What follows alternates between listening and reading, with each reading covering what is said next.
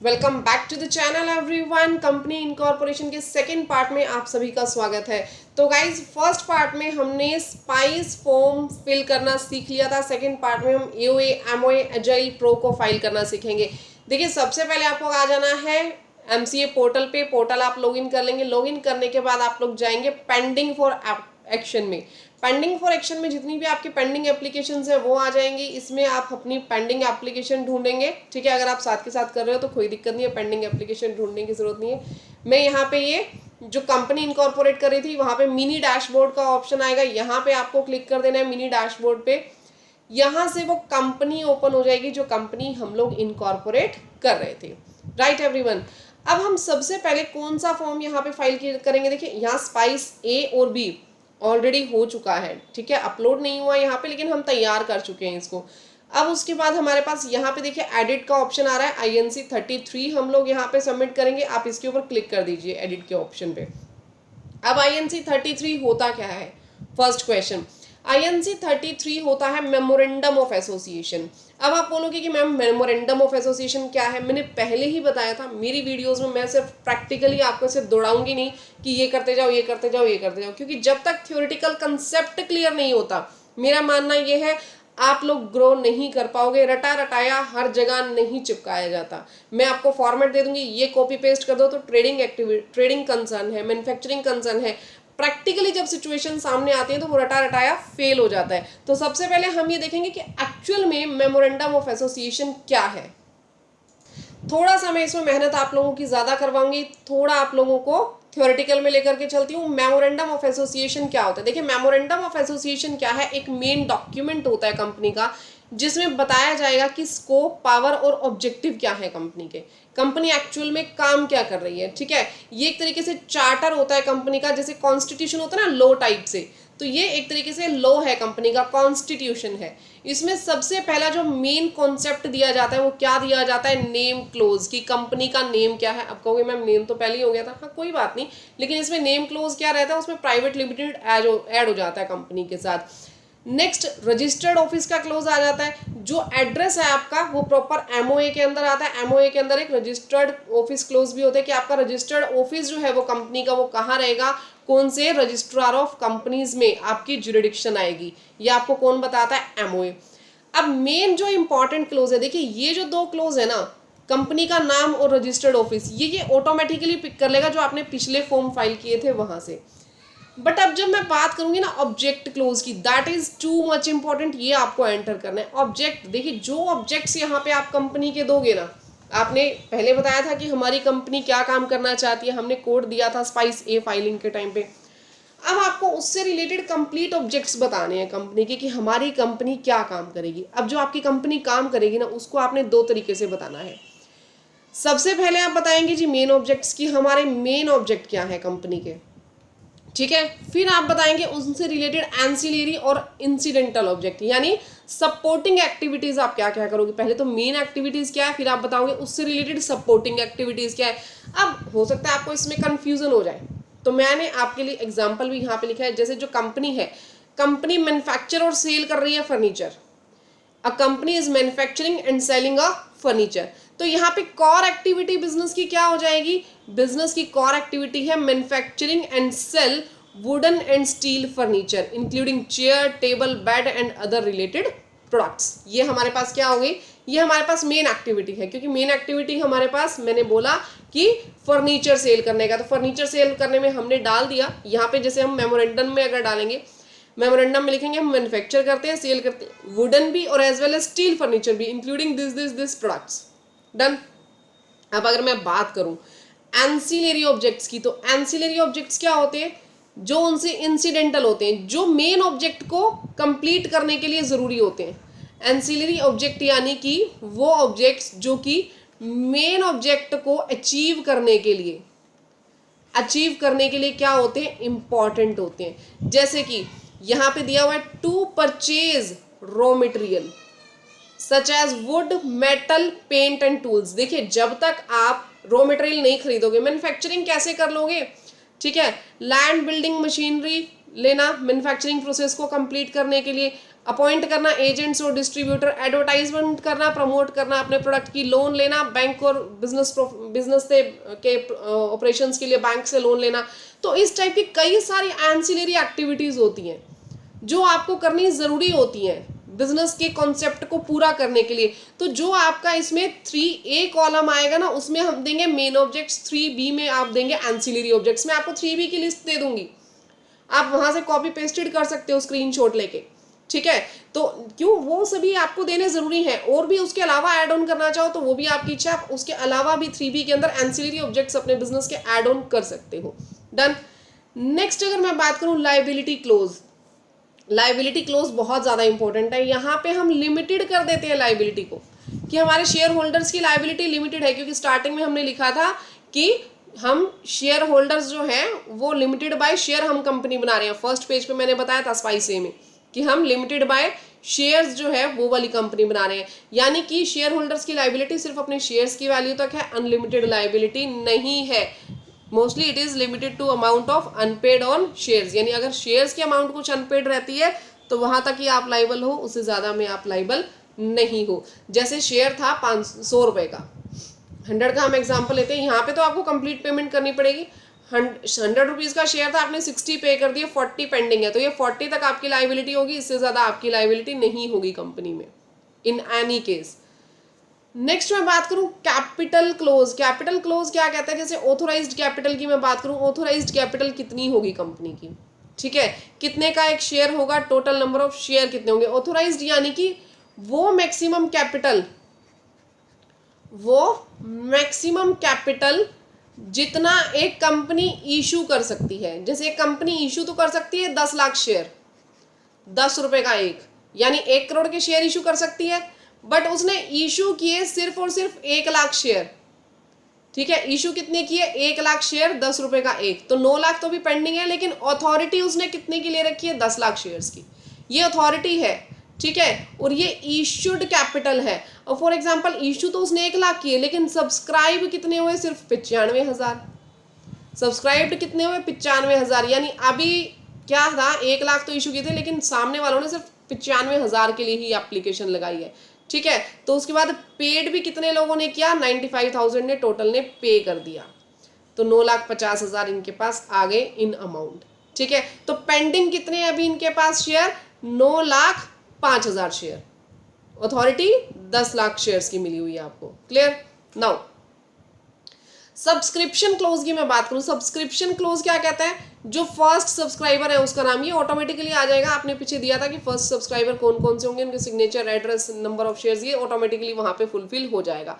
अब क्या है कि हमारे पास इंपॉर्टेंट क्यों होता है एमओए, एमओए में हम बाउंड्री सेट कर देते हैं कि जिसके अंदर कंपनी ऑपरेट कर सकती है, यानी कंपनी ये काम करेगी, इनसे रिलेटेड ये एक्टिविटीज करेगी, इसके बाहर कोई काम नहीं करेगी, ठीक है। अपनी एक्टिविटीज ये कंप्लीट बता देती है, लीगल कंट्रोल रहता है कंपनी का, और ये एक मैंडेटरी डॉक्यूमेंट है, इसके बिना आप कंपनी इनकॉर्पोरेट कर ही नहीं सकते, तो ये आपके पास बहुत ज्यादा इंपॉर्टेंट है, क्लियर। तो ये तो हमारे पास आ गया कि कंपनी में एमओए होता क्या है, इसको कैसे, इसमें कौन कौन से पॉइंट्स आते हैं। अब मैं आपको बताती हूँ प्रैक्टिकली फाइलिंग ऑफ एमओए। अब देखिए ये हमारे पास INC 33 फॉर्म है मेमोरेंडम ऑफ एसोसिएशन का, ठीक है। यहाँ पे आपके पास सबसे पहले लिखा हुआ है कि memorandum of association of a company limited by shares, यानी कि शेयर होल्डर्स की लायबिलिटी लिमिटेड है सिर्फ शेयर्स के अमाउंट के जितना। कंपनी का नेम ऑटोमेटिकली यहाँ पे आ जाएगा।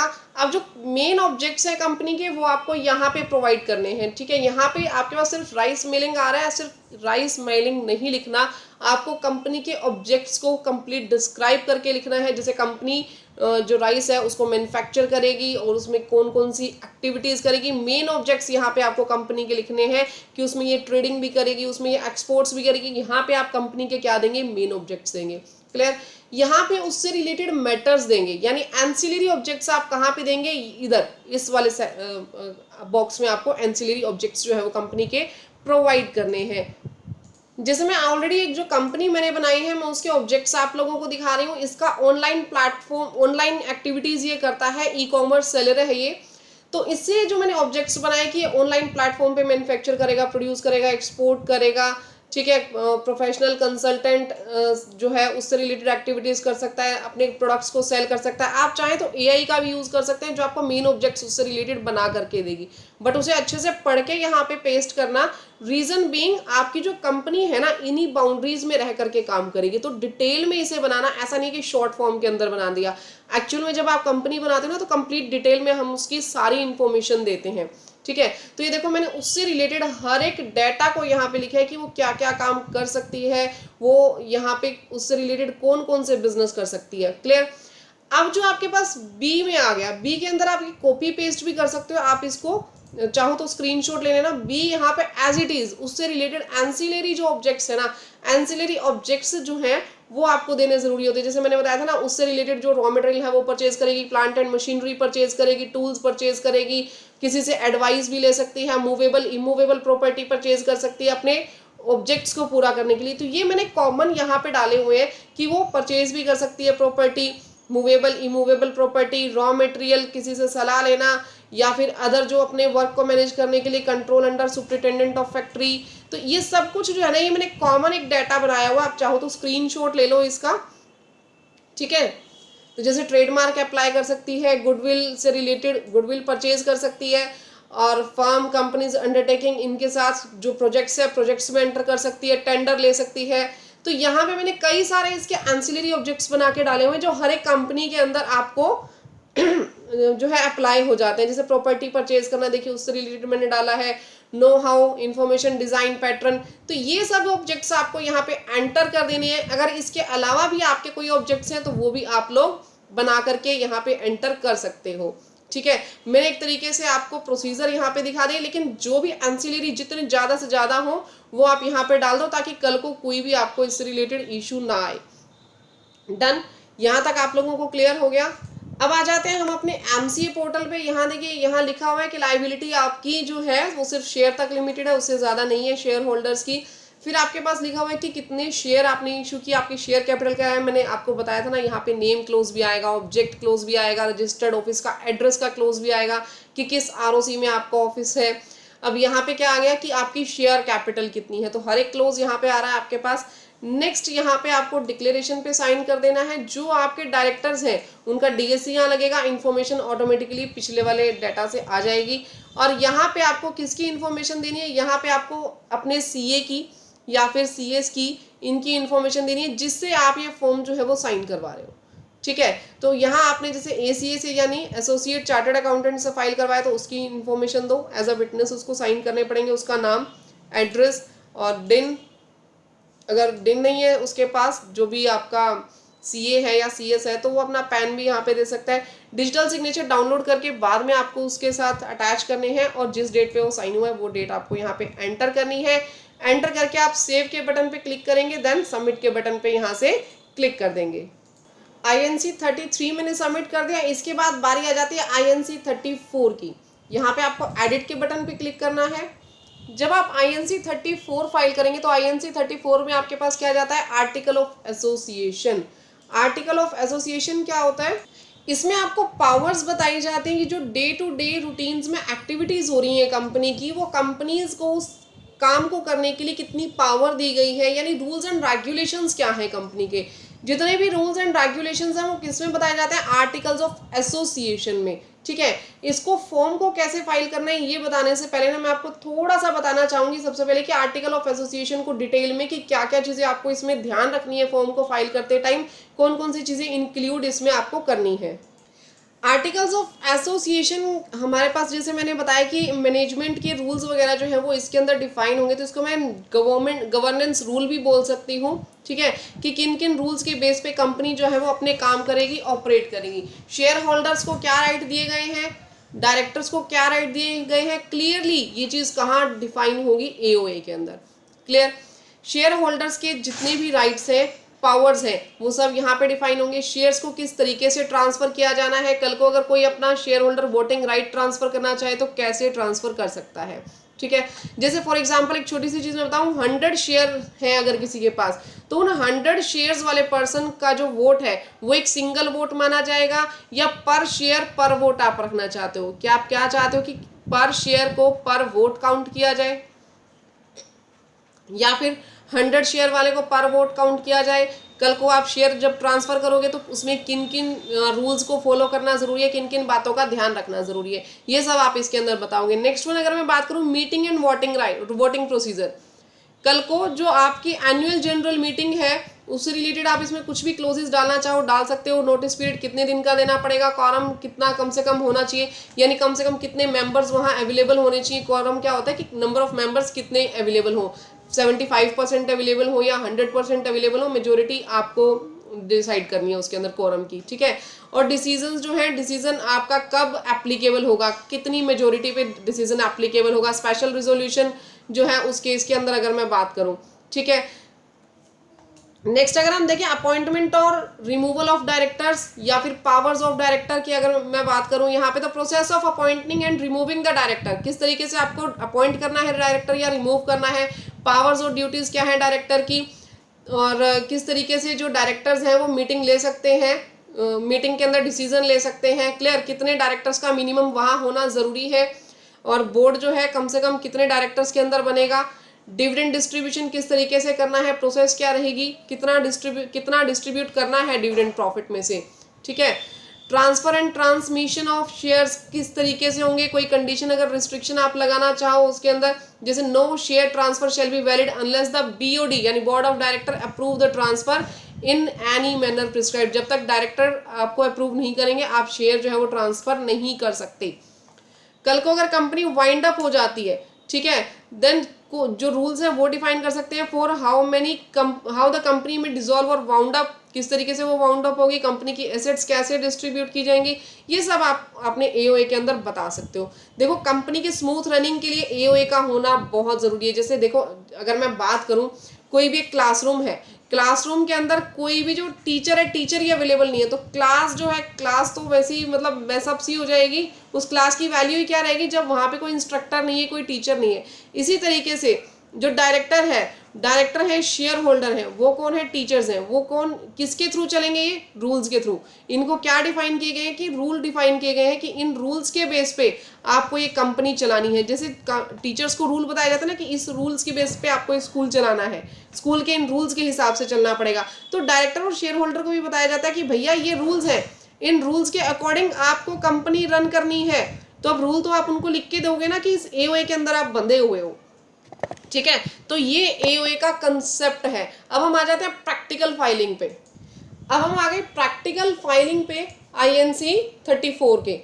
अब आईएनसी 34 में आप देखोगे ना, पूरा का पूरा फॉर्म ऑटोमेटिकली फिल्ड है, इसमें आपको ज़्यादा कुछ करना नहीं होता, ठीक है। ऑलमोस्ट चीज़ें आपको यहाँ पे पहले से ही फुलफिल्ड मिलेंगी।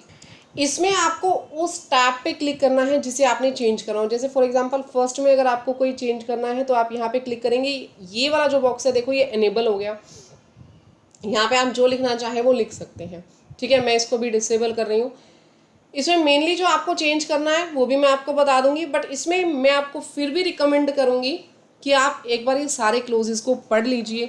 अगर क्लाइंट ने कोई स्पेसिफिक आपको रूल्स डालने के लिए बोले हैं, कुछ स्पेसिफिक चेंजेस करने के लिए बोले हैं, तो आपको इन्हीं क्लोजेस में वो चेंजेस जो है वो करने पड़ेंगे, ठीक है। जैसे ये जो क्लोज है ये शेयर कैपिटल से रिलेटेड है, आगे ये लीन से रिलेटेड है कि जो लीन पे हम किस तरीके से दे सकते हैं कंपनी की प्रॉपर्टी को। यहाँ पे आप सेव कर दीजिए, नेक्स्ट के बटन पे आप क्लिक करोगे। आगे ये कॉल्स ऑन शेयर से रिलेटेड है, ट्रांसफर ऑफ शेयर से रिलेटेड है। ऑलमोस्ट इसमें आपके सेम रहेंगे, नो डाउट। ये आप एक बार पढ़ लेना, मैं आपको बार बार रिकमेंड कर रही हूँ। इसके अंदर आपके पास आगे जा करके आएगा क्लोज 60, ठीक है।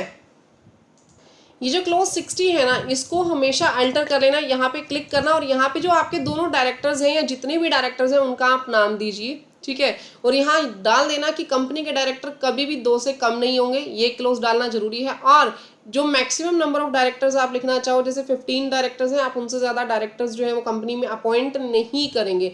जितने अभी फिलहाल आपके पास डायरेक्टर्स हैं उन दोनों डायरेक्टर्स के नाम यहाँ पे ज़रूर से डाल देना। इसके बाद आपको सेव एंड नेक्स्ट पे क्लिक कर देना। अगेन आपसे यहाँ पे सीए का पूछेगा, जो भी विटनेस है, विटनेस का यहाँ पे आपको प्रीफिक्स देना है, सीए है, सीएस है, कौन है उसका यहाँ पे नाम देना है, एड्रेस देना है, पैन नंबर, प्लेस देना है और यहाँ पे आपको सेव के बटन पे क्लिक कर देना है इन्फॉर्मेशन डालने के बाद। देखिए एओए का फॉर्म भी हमारा यहाँ पे अपलोड हो गया, ठीक है। आईएनसी 34 हो गया, 33 हो गया। अब हमें एजाइल प्रो का फॉर्म बनाना है। एजाइल प्रो का फॉर्म बनाने के लिए आपको एडिट के बटन पे यहाँ पे क्लिक कर देना है। अब आप सोचोगे कि एजाइल प्रो का फॉर्म होता किस लिए। देखिए, एजाइल प्रो का फॉर्म इसलिए होता है कि आपको जो जो रजिस्ट्रेशन कंपनी के रजिस्ट्रेशन के साथ लेने हैं वो रजिस्ट्रेशन आप यहाँ पे अप्लाई कर सकते हैं। जैसे जीएसटी का रजिस्ट्रेशन नंबर हो गया, ईएसआई पीएफ का रजिस्ट्रेशन नंबर हो गया, और इसके अलावा जो बैंक अकाउंट चाहें तो वो अप्लाई कर सकते हैं, शॉप एक्ट चाहें वो अप्लाई कर सकते हैं। बट मैं आपको रिकमेंड करूंगी कि जीएसटी इसके साथ अप्लाई बिल्कुल भी मत करना, खामखा आपकी कंपनी भी लेट हो जाएगी और बहुत ज़्यादा लेंथी प्रोसेस हो जाता है कंपनी को इनकॉर्पोरेट करने का भी। पहले आप कंपनी इनकॉर्पोरेट कर लो, उसके बाद उसका जीएसटी रजिस्ट्रेशन ले लेना, that will be much better. ESI EPF का आप लोग साथ में ले सकते हो रजिस्ट्रेशन, कोई दिक्कत नहीं है। बैंक अकाउंट भी बाद में खुलवा लेना और शॉप एक्ट भी बाद में रजिस्टर करवा लेना। ईपीएफ ईएसआई ये आप साथ में अप्लाई कीजिए, मेरी रिकमेंडेशन है ये आप लोगों के लिए। बाकी आप लोगों की अपनी इच्छा, आप चाहें तो कर भी सकते हैं। ठीक है, यहाँ से आपको स्टेट ज्यूरिडिक्शन सिलेक्ट कर लेनी है कंपनी की। ठीक है, सेक्टर यहाँ से आपको सिलेक्ट कर लेना है। उसके बाद सेंटर ज्यूरिडिक्शन आप यहाँ से सिलेक्ट कर लेंगे, डिवीजन रेंज आप सिलेक्ट कर लोगे। देन आपको ये बताना है कि क्या आपकी एस्टैब्लिशमेंट जो है वो लीज पे है। अगर लीज पे है तो येस पे क्लिक कर दीजिए, अदरवाइज नो पे क्लिक कर देना। लीज्ड फ्रॉम डेट, किस डेट से लीज आपकी स्टार्ट हुई है और किस डेट तक वो लीज आपकी खत्म हो जानी है। नेचर ऑफ पोजेशन आपका क्या है, खुद की जगह है, लीज्ड है कैसे, वो यहाँ पे आप डाल देना। इसके बाद proof of principal place of business आपको यहाँ पे अटैच कर देना है कि कौन सा प्रूफ ऑफ बिजनेस है, आप वहाँ पे इलेक्ट्रिसिटी बिल दे रहे हो, क्या दे रहे हो, यहाँ पे आपको प्रूफ अटैच भी कर देना है। ठीक है, और यहाँ पे आपके पास इफ हायर्ड और there is a change in the name of the unit. कई बार क्या होता है कि ऑलरेडी जो रनिंग बिजनेस होता है हम उसी रनिंग बिजनेस को हायर कर लेते हैं। जैसे कोई भी एक XYZ कंपनी चल रही थी, हमने उसी कंपनी को टेक ओवर कर लिया और टेक ओवर करके हमने उसको अपनी ही कंपनी के अंदर नया बिजनेस नए नाम से हम उसको स्टार्ट कर रहे हैं। तो आपने यहाँ पे येस पे क्लिक करना है, तो वो आपकी रेंट पे चल रही थी कैसी थी उसकी डिटेल्स आपके पास यहाँ पे जाएंगी। बट अगर ऐसा कुछ नहीं है तो आप नो पे क्लिक करेंगे और सीधा सेव एंड नेक्स्ट के ऊपर क्लिक कर देंगे। देखिए, जैसे आप पहले प्रोप्राइटरशिप में चला रहे थे, यहाँ पे आपकी फर्म का नाम क्या है, Shiva rice mills private limited. ये शिवा राइस मिल्स आपकी पहले प्रोप्राइटरशिप में थी, अब आप इसको कंपनी में ले गए। अगर ऐसा कुछ भी है तो भी आपको यहाँ पे येस पे क्लिक करने के उसकी डिटेल देनी है कि जो आपकी proprietorship firm Shiva rice mill चल रही थी वो क्या पहले लीज पे थी या कैसे थी, उन सब की डिटेल्स इसके अंदर जाती है। बट आपकी अगर कोई नई कंपनी है, पिछला बिजनेस से कोई लेना देना नहीं है, तो आप नो पे क्लिक करके अपनी बाकी इन्फॉर्मेशन यहाँ फिल कीजिए और सेव एंड नेक्स्ट के ऊपर क्लिक कर देना। नेक्स्ट पेज पे आपको जीएसटी से रिलेटेड डिटेल्स देनी होंगी। बट अगर यहाँ पे आप येस करते हो तो देखिए, मैं जब नेक्स्ट पेज पे जाऊंगी ना तो आपसे यहाँ पे डिटेल्स मांगेगा कंप्लीट जीएसटी रजिस्ट्रेशन के रिगार्डिंग कि आपको कॉम्पोजिशन ऑप्ट करना है या नहीं करना, कॉम्पोजिशन की डिक्लेरेशन देनी है, आपकी कैटेगरी क्या है, कौन सी आप गुड्स जो है वो प्रोड्यूस करेंगे, नेचर ऑफ एक्टिविटीज आपको बतानी है। यानी कंप्लीट जो जीएसटी की रजिस्ट्रेशन के टाइम डाटा मांगते हैं वो सारा डाटा यहाँ पे मांगेगा। ठीक है, बट मैं यहाँ पे फिलहाल नो कर रही हूँ तो कंप्लीट जीएसटी रजिस्ट्रेशन का प्रोसेस आपका अदरवाइज ये पूछना शुरू कर देगा। आप अगर इसमें रजिस्ट्रेशन साथ के साथ करना चाहें तो भी कर सकते हैं, कोई इशू नहीं है इसमें। बट बहुत ज़्यादा लेट हो जाएगा आपका कंपनी का रजिस्ट्रेशन, भी ध्यान रखिएगा, मैं रिकमेंड नहीं करती। अब आपने जो बिजनेस सिलेक्ट किया था ना, उस बिजनेस के साथ जो प्राइमरी आपकी बिजनेस एक्टिविटीज़ हैं वो यहाँ पे सिलेक्ट कर लेना कि प्राइमरी कौन सी बिजनेस एक्टिविटीज़ आपको करनी है। उसमें एग्जैक्ट जो नेचर ऑफ वर्क है वो सिलेक्ट करना, उसी के अकॉर्डिंग सब कैटेगरी आ जाएगी और नेचर ऑफ वर्क बिजनेस आपको यहाँ पे डाल देना है। जैसे आप नेक्स्ट पे क्लिक करोगे आपसे डायरेक्टर की डिटेल मांगेगा। आपने 2 डायरेक्टर इसमें डाले थे, अब आपको यहाँ पे वो डायरेक्टर डालना है जो कि ऑथोराइज सिग्नेटरी है। आप दोनों में से या जितने भी आपके XYZ डायरेक्टर्स हैं उसमें से एक को ऑथोराइज सिग्नेटरी बनाएंगे। वो ऑथोराइज सिग्नेटरी की डिटेल्स आपको यहाँ पे देनी है। उसका जो डिन है ये सब लॉक्ड है आपके पास, ऑटोमेटिकली इन्फॉर्मेशन ले लेगा, डिन बाद में उसका जनरेट होगा, अगर ऑलरेडी डिन होगा तो यहाँ आ जाएगा। मोबाइल नंबर, मेल आईडी आप उसकी डालेंगे और उसके ऊपर ओटीपी डाल के आपको ओटीपी वेरीफाई करने हैं जो मेन ऑथोराइज्ड पर्सन है उसका।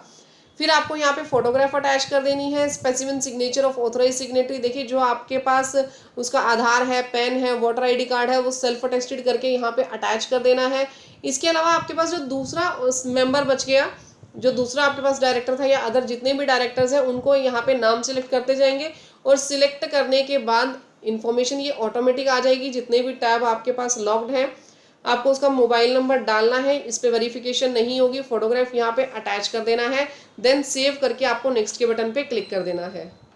नेक्स्ट पेज पे आपसे पूछेगा कि जो पुलिस स्टेशन आपके वहाँ का है, जो भी आपके एरिया का पुलिस स्टेशन है, उसका एड्रेस यहाँ पे बता देना।